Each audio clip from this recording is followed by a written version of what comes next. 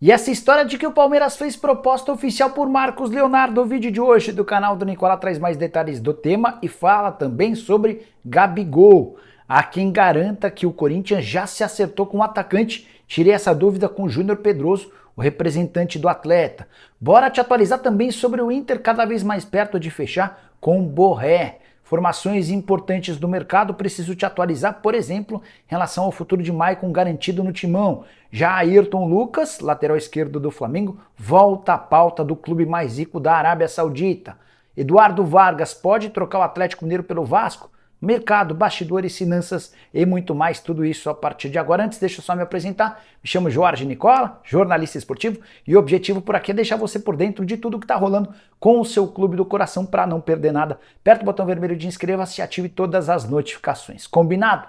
Só pedir para deixar like, porque quanto mais like, melhor o vídeo. Pelo menos no entendimento do YouTube, ele recomenda para mais pessoas. De qualquer forma, já agradeço. Altos índices, muito boas audiências nos vídeos que a gente está postando, beleza?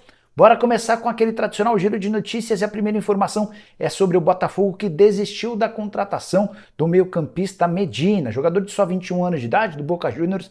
A última oferta do Botafogo de 43 milhões de reais, diante de mais uma recusa, o Botafogo desistiu e está de olho em outros focos. Surgiu, por exemplo, a possibilidade da contratação do goleiro John, que já foi do Santos, do Internacional, está no Valladolid. Negociações em andamento. Botafogo também conversa com Emerson Rodrigues, ponta-direita de 23 anos, que pertence ao Inter Miami dos Estados Unidos e está emprestado para o Santos Laguna.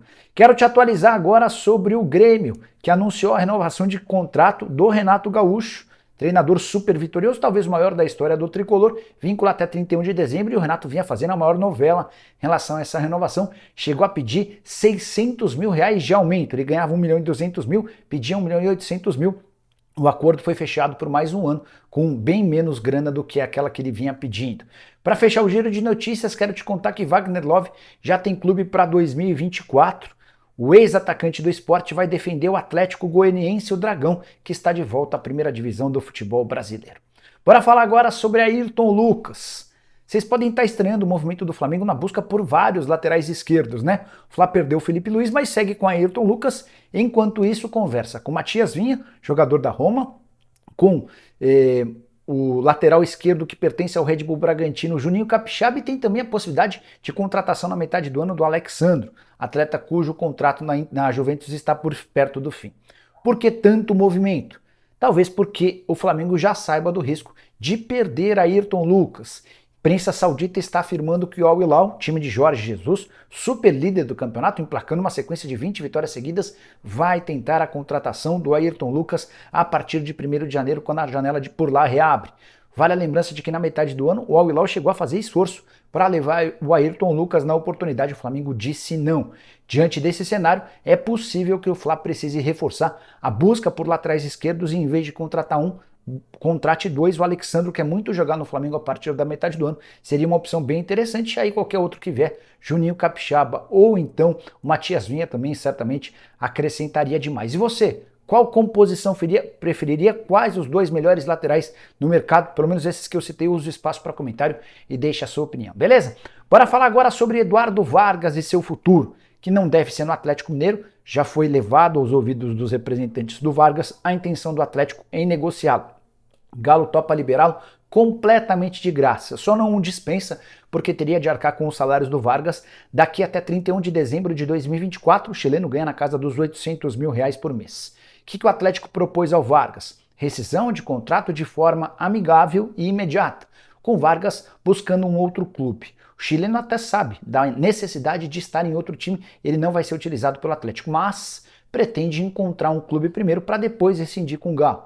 E ele topa até ganhar um pouco menos, na casa dos 500 mil por mês, desde que o clube que o contratar ofereça pelo menos 2 anos de contrato. Vargas foi oferecido nos últimos dias a vários clubes brasileiros, entre eles o Vasco da Gama, que ainda não tem uma posição final. Ramon Dias ficou de estudar, avaliar os prós e contras para ver se leva essa história adiante. Atacante de 34 anos de idade que já viveu ótimos momentos na carreira, mas desde que foi contratado pelo Atlético não vingou.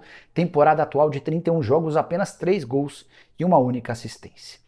Bora falar agora sobre Borré, o atacante colombiano, está mais perto do Internacional. Boato que surgiu no meio da semana, lá em Porto Alegre, trazido pelo meu amigo JB Filho. A informação era de que o Internacional estava muito perto de contratar o Borré. E a coisa de fato avançou pra caramba.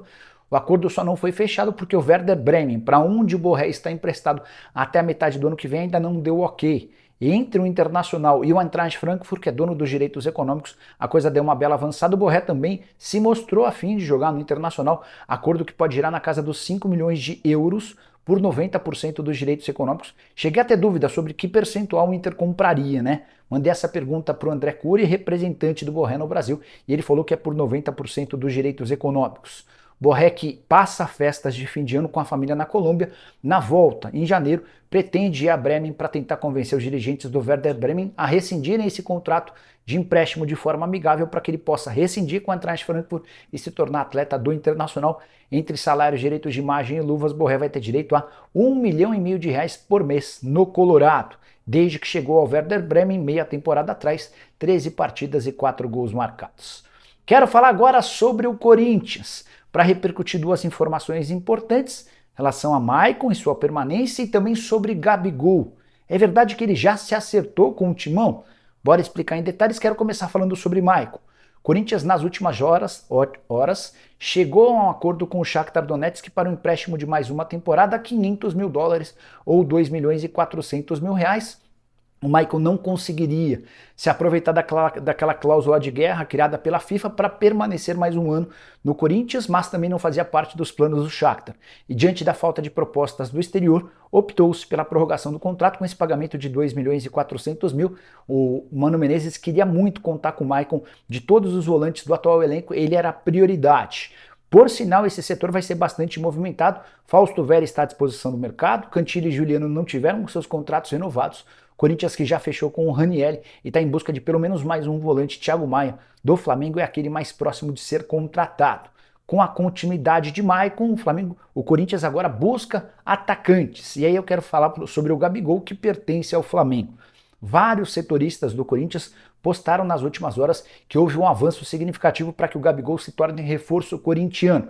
E por avanço entendo um acordo entre o Corinthians e o Gabigol. Confesso que achei meio estranho porque conversei com o Rubão 2 dias atrás e o Rubão me assegurou que ainda não houve um encontro com os representantes do atleta, muito menos com o Gabigol. O Corinthians tem a ideia de se sentar à mesa com o Gabigol para entender as vontades dele, para entender se essa história que o Corinthians tem alimentado há algumas semanas pode ir para frente. De qualquer forma, antes de gravar o vídeo, também conversei com o Júnior Pedroso, que é o representante do Gabigol há bastante tempo, e perguntei: Júnior, é verdade que Corinthians e Gabigol já se acertaram? Algumas das informações dão conta de que o Timão pagaria R$2 milhões por mês de salário, mais R$500 mil de luvas, por um contrato de 3 temporadas. O Júnior negou qualquer acordo com o Corinthians, assegurou que não houve essa reunião entre o Gabigol e os representantes do Timão e ainda não há um encontro, uma data marcada para esse encontro. O Gabigol passa férias e tem treinado todo dia, inclusive faz postagens diárias para mostrar que está se cuidando, de olho na temporada de 2024. Nicola, ainda tem chance de o Gabigol ser contratado? Tem, até porque o Corinthians faz muito esforço para que esse negócio avance, mas a operação segue sendo muito complicada. Primeiro, há necessidade de um acordo com o Gabigol e depois, talvez a parte mais difícil, chegar a um acordo com o Flamengo, que tem só mais um ano de contrato com o Gabi. Se não negociá-lo agora, vai correr enorme risco de perder o jogador de graça. Diante dos microfones, de forma nenhuma, o Flamengo assegura que não tem planos de negociar o Gabigol. A versão que eu tenho extra, off, fora dos microfones, com as câmeras desligadas, é de que o Flamengo até topa negociá-lo, mas dá preferência para clubes da Europa. Quero fechar o vídeo para falar sobre o Palmeiras e repercutir uma informação importante que vem do UOL.